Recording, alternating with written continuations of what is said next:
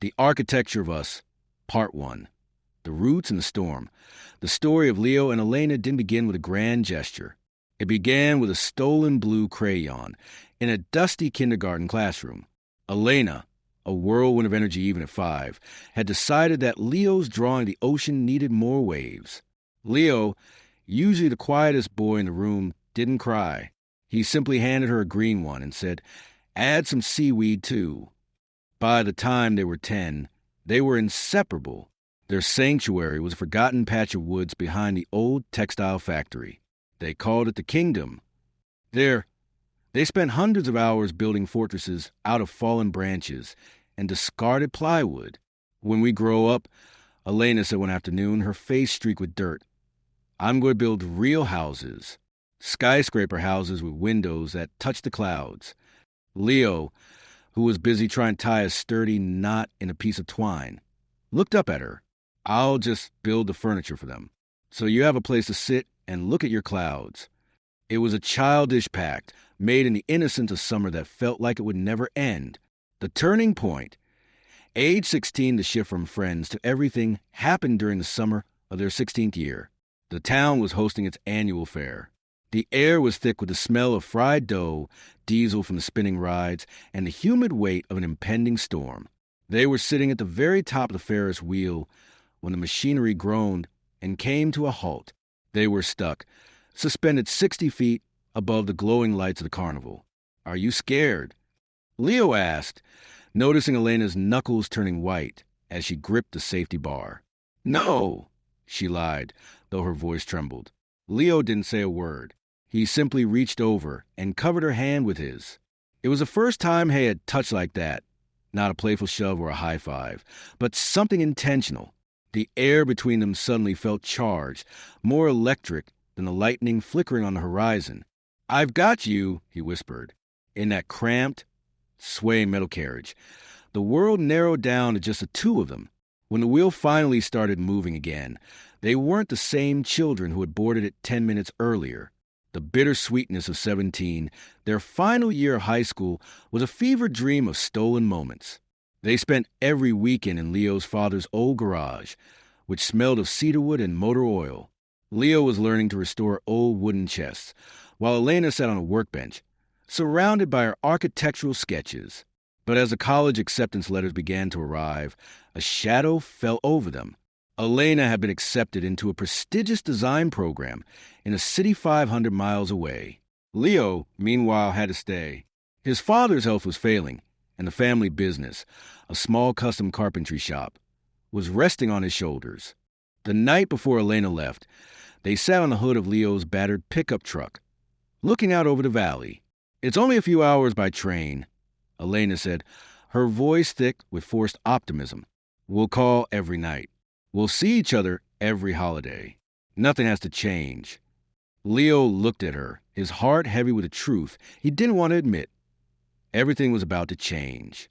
He pulled a small wooden ring from his pocket, hand-carved from the oak tree in their kingdom. "Wear this," he said, "so you don't forget the smell of the woods when you're surrounded by all that concrete." They cried together that night, a messy, raw outpouring of teenage love and the terrifying realization that for the first time in 12 years, they would wake up in different worlds. They thought their love was a fortress. They didn't realize that distance is not a wall, but a slow-moving tide that gradually pulls everything out to sea. Part 2. The erosion and the echo of the first few months were a blur of digital longing. Elena's life in the city was a sensory overload, neon lights, crowded subways, and the relentless pressure of her architectural studio. Leo's life was the opposite. The rhythmic sound of the saw in the silent workshop and the heavy responsibility of caring for his father. They tried. They really did. But you can't kiss a screen, and you can't hold a hand through a fiber optic cable. The first fracture, age 21, the minor loss of feelings didn't happen overnight. It was a slow erosion. It started with shorter texts. "Sorry, late night at the studio. Talk tomorrow." Then came the missed calls. The biggest fight happened on their 3rd anniversary. Leo had saved up for weeks to buy a train ticket to visit Elena, but she had been pulled into a last-minute internship project that she couldn't refuse. "It's my career, Leo. I'm doing this for our future, she shouted into the phone, standing on a rainy balcony in London. Whose future, Lena? Yours? Because I'm not in that city. I'm here, waiting for a version of you that doesn't exist anymore. Leo's voice was raw. That night, they didn't say, I love you, before hanging up. The silence that followed lasted for 3 weeks. Then a month. Eventually, the silence became a habit. They didn't officially break up. They just stopped being a part of each other's present. Elena started dating a sophisticated illustrator named Julian. Leo found comfort in a local girl who liked a quiet life. They were living, but they were both carrying a hollow space inside them, shaped exactly like the other person. The accidental reunion, age 25. 3 years passed without a single word. Then came the wedding of their best childhood friend, Sarah. Elena arrived at the small-town church, feeling like an outsider. She wore a sharp, expensive coat and carried the scent of the city. When she saw Leo standing by the altar as the best man, her heart didn't just flutter, it plummeted. He looked older. His hands were calloused, and there were faint lines around his eyes that hadn't been there before. The spark wasn't romantic at first. It was explosive. They ended up alone at the bar during the reception, 3 drinks in, and the resentment boiled over. You look like you belong in a magazine, Leo said, his voice laced with a bitterness he couldn't hide. I guess the small-town boy didn't fit the aesthetic. That's unfair, and you know it. Elena snapped, her eyes flashing. I called you, Leo. I reached out until my arms ached. You were the one who crawled into your workshop and locked the door from the inside. I was surviving. I was taking care of my family while you were out designing glass houses for people who don't know your name. Part 3.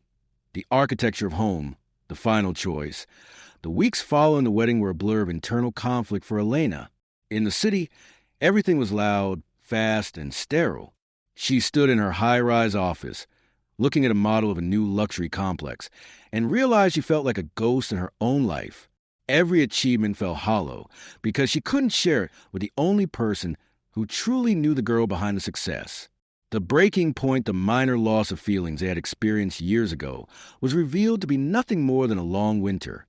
And now, spring was coming back with a vengeance. The final straw was a mundane Tuesday. Elena was at a gallery opening, surrounded by people talking about lines and space. Suddenly, she remembered Leo's hands, rough, stained with walnut oil, creating things that were meant to last for generations. She realized that while she was designing houses, Leo was her home. She didn't call him to discuss it. She knew that if they talked, they might argue again, or the fear would creep back in. Instead, she did something reckless, the kind of thing the girl with the messy braids would have done. She resigned from her firm. She packed her life into 24 cardboard boxes, and she booked a one-way moving truck. The arrival Leo was in his workshop, the sun set behind the hills, casting long, golden shadows over the sawdust on the floor. He was working on a cradle, a commission for a local family, when he heard the heavy rumble of a truck pulling into his gravel driveway. He stepped out, wiping his hands on a rag, and stopped dead. Elena was standing there, leaning against a massive rented van. She looked exhausted, her hair windblown, but her eyes were clearer than he had seen them in a decade.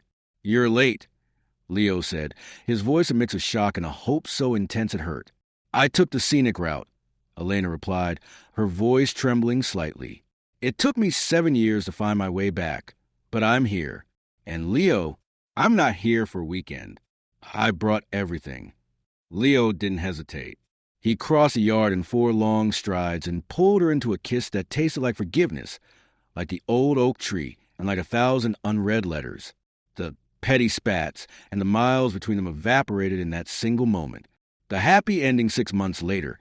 The town looked the same, but for Leo and Elena, everything had changed. Elena didn't give up her dreams. She simply changed their location. She opened her own small architectural studio in the town square, specializing in sustainable homes that blended into the landscape she had loved as a child. Their life wasn't a fairy tale. They still argued about who forgot to buy milk or whose turn it was to sweep the workshop, but the foundation was unbreakable. Every evening, they sat on the porch of the house Leo had renovated for them. The wooden ring he had carved for her at 17 now sat on her finger, joined by a band of gold.